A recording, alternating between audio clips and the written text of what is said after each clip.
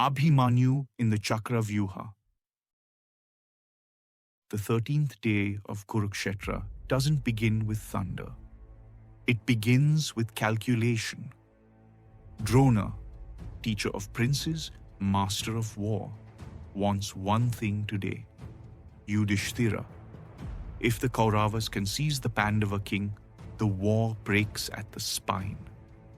But one man stands in the way of that plan, Arjuna. So the Kauravas pull Arjuna away, far, far from the center, into a fierce side battle designed to keep him occupied. The moment Arjuna is gone, the battlefield shifts tone, like the sky darkening before a storm. Drona raises his hand, and the Kauravas assemble the formation that ancient armies feared like a curse. The Chakra Vyuha. Not a wall, not a line, a living labyrinth, a war machine made of bodies. What does the Chakra Vyuha look like, and why is it terrifying? Imagine a gigantic spiral wheel on the ground, made of soldiers, horses, chariots, elephants, turning, tightening, thinking. From above, it would look like a whirlpool. From inside, it feels like being swallowed by a moving city. The formation isn't static, it rotates. The outer ring is a moving shield. Tight ranks of infantry with long spears, overlapping like scales. Behind them, bowmen stand in staggered rows, so if you charge one line, arrows from the second and third lines pierce you from angles you never saw.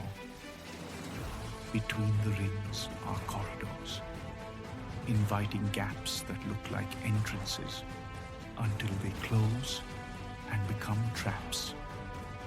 Chariots patrol these corridors like blades sliding in grooves, fast, sharp, deadly. And deeper inside, elephants stand like living gates, massive bodies armored, tusks capped, handlers shouting, war drums beating against their ribs. They don't need to chase you. They simply deny you space. Most formations in war are geometry. This one is psychology. It confuses direction. It isolates units. It breaks rhythm. You push forward, then realize the forward you chose was designed to separate you from your allies. You turn back, only to find the passage has shifted, like a hallway in a nightmare. The Chakra Vyuha does one thing better than any weapon. It makes brave men feel alone. On the Pandava side, anxiety spreads. They can see it. The spiral tightening in the distance, banners moving like a storm front.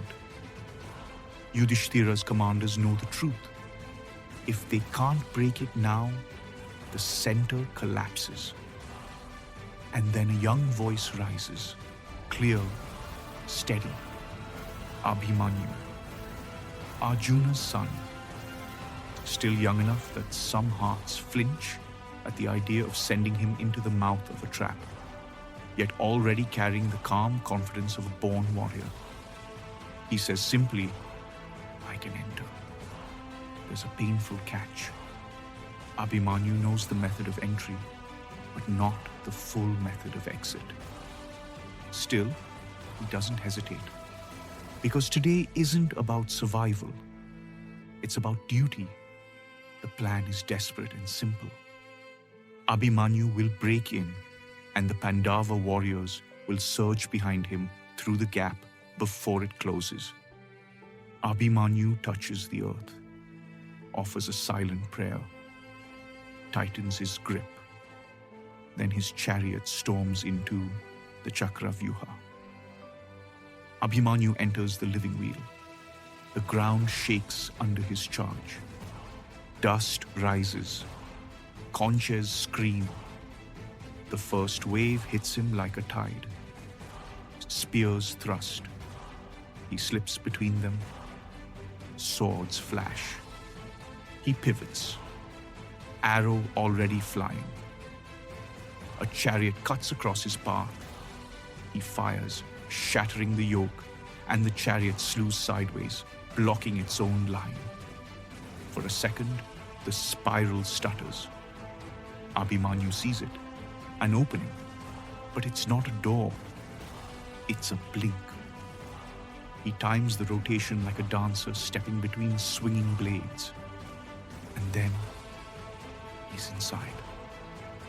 For a heartbeat, it works. The Pandavas surge forward behind him, and the gate slams shut, because the Kauravas didn't build the Chakravyuha just to be entered. They built it to separate. A doorkeeper holds the mouth of the spiral, blocking Abhimanyu's support from following. And suddenly, the sound changes. Outside the formation, war is wide. Inside, war becomes tight, claustrophobic, a corridor of bodies, a ceiling of arrows. Inside the Chakravyuha, a war of corridors. Abhimanyu turns and realizes the true horror. The spiral doesn't just surround him. It moves around him. He fights forward, wins space, and the space rearranges itself. Every time he breaks one ring, the next ring is already angled to strike him in the side. Arrows come not in volleys now, but in patterns. One high to force his guard, one low to cut his legs, one sideways to slip into the gap of his armor. Chariots sweep in, strike, and vanish into moving lanes. Elephants stand at key junctions like boulders in a river, forcing him into narrower channels where the bowman can harvest him. And all the while, the commanders deeper inside watch, not just with eyes, with strategy. They let him push inward, because inward is where the trap becomes perfect. Abhimanyu keeps moving anyway. He fights with the desperation of a man whose world has become a rotating cage. He cuts down chariot warriors. He breaks spear lines. He drives through the formation like a bright, stubborn flame that refuses to be smothered. And then he meets the young prince guarding the entry, Lakshmana, Duryodhana's son. The clash is fierce, fast, personal. Two young lives thrown into a war too old. Abhimanyu defeats him. The moment Lakshmana falls, something shifts in the Kaurava command. The formation is still a machine. But now it has a new fuel, rage. The ethics crack. This is the turning point. The commanders realize if they keep fighting Abhimanyu properly, one at a time, he will keep carving through. So they change the rules mid-game. They begin coordinating in a way meant not to win honor, but to win certainty. They stop trying to duel him. They start trying to dismantle him.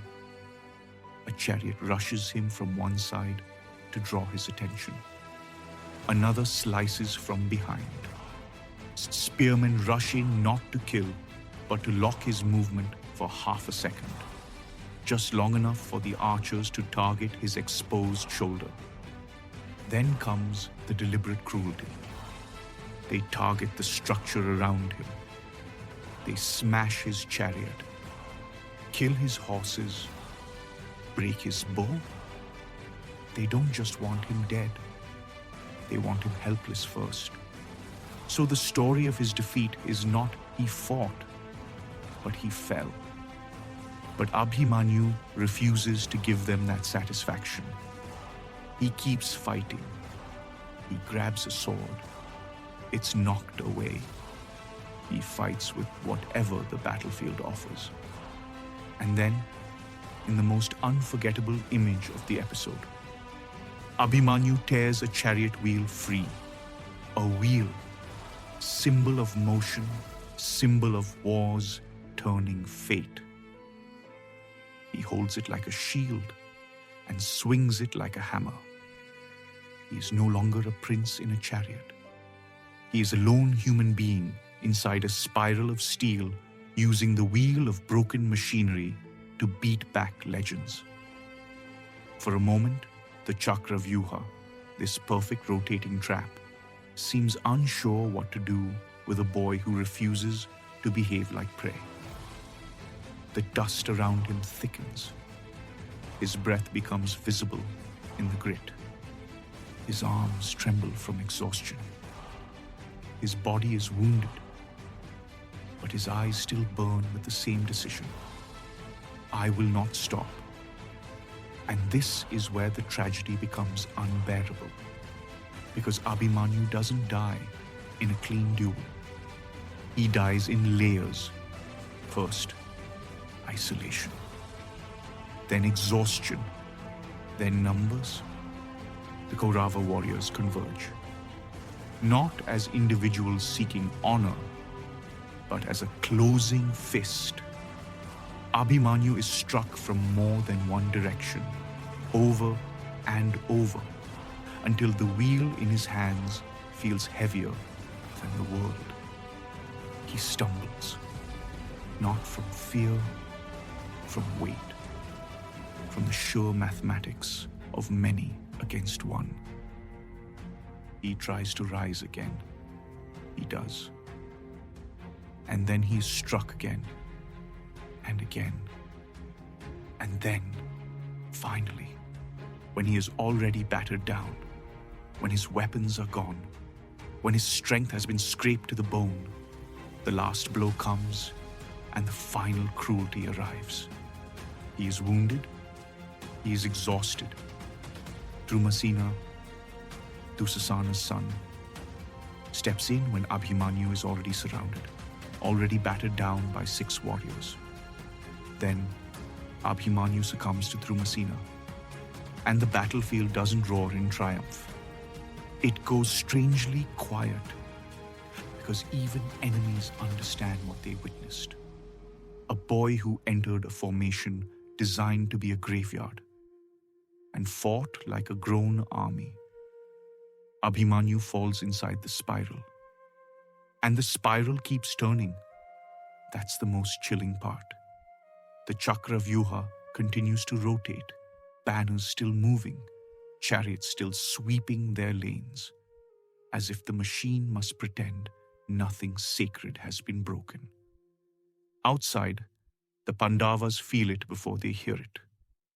A silence spreads on their side, not peace, but shock, because war normally kills loudly. This death feels wrong. And far away, Arjuna is still fighting, unaware that the war has just taken the most precious thing it could take from him. But that night, grief is not soft. It becomes a vow. The Mahabharata doesn't let this end as a single tragedy. It turns it into a turning point. Those who joined in Abhimanyu's destruction do not escape the war's judgment. One by one, the great Kaurava champions fall later to the Pandavas and their allies, because Kurukshetra is not just a battlefield. It is a machine that eventually consumes everyone who feeds it. And Abhimanyu becomes what the war cannot erase. A name spoken with a catch in the throat. A story told not to celebrate victory, but to remember what courage looks like when the world closes in. Even in defeat, Abhimanyu became immortal in memory.